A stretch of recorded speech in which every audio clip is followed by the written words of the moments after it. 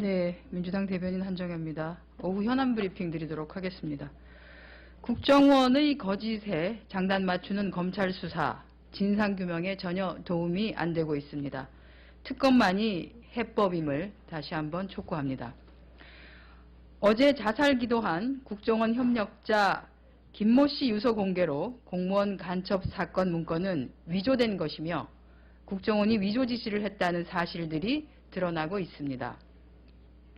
아들에게 쓴 유서 내용 중에는 가짜 서류 제작비 1,000만 원, 수고비 등을 국정원에서 받아야 한다고 당부하고 있습니다. 국정원은 과거의 다른 사건과 관련한 가짜 서류라고 발뺌하는 모양이지만 이 같은 해명은 오히려 사건의 범위를 더욱더 키울 뿐입니다. 자살 시도 과정의 의무점도 한두 가지가 아닙니다. 현장도 보호하지 않고 말끔히 치운 배경뿐만 아니라 자살 시도 직전에 그가 접촉하거나 연락을 주고받은 인물 등도 철저히 밝혀져야 할 것입니다. 검찰이 수사팀으로 전환했다고는 하지만 더 이상 검찰에 믿고 맡길 수가 없습니다. 진상을 덮기 위한 또 다른 은폐와 조작 가능성이 염려됩니다. 은폐를 덮기 위한 더 큰 은폐가 진행 중인 것으로 보입니다. 더 이상 이 일을 검찰에 맡길 일도 맡겨서도 안 될 것입니다.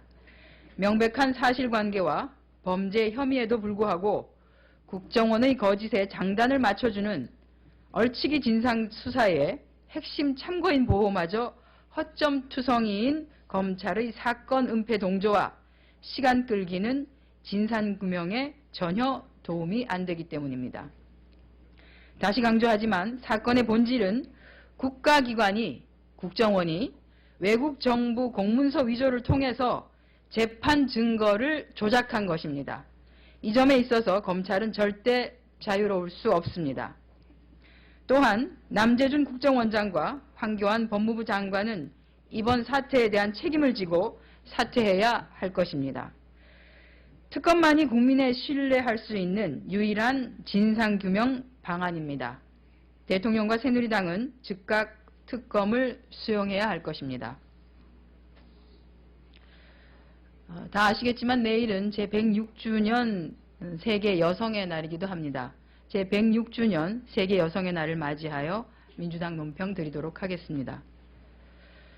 3월 8일 내일은 세계 여성의 날로 세상의 절반인 여성들이 모든 불평등으로부터 걸기해 권리를 선포한 날이자 사회적 주권자로서 거듭 태어난 생일과도 같은 날입니다.